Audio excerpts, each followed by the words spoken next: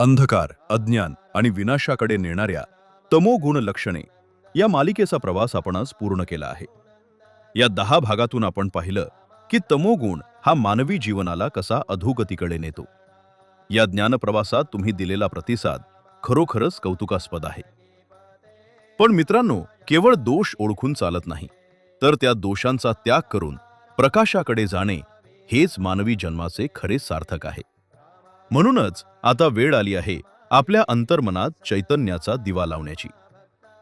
उद्यापासून आपण समर्थ रामदास स्वामींच्या दासबोधावर आधारित सर्वात मंगलमय आणि पवित्र मालिका सुरू करत आहोत.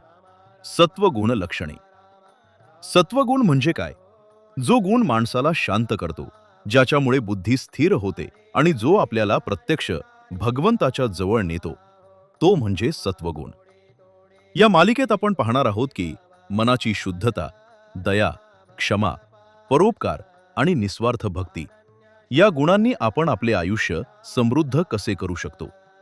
हा सात्विक मार्ग आपल्याला केवळ प्रपंचातच नाही, तर परमार्थातही परमसुख देणारा ठरेल.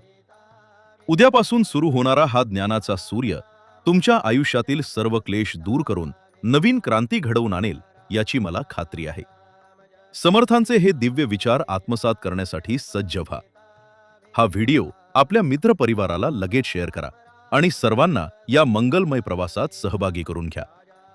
उद्या भेटूया सत्वगुण लक्षणे भाग 1 मध्ये. जय जय रघुवीर समर्थ.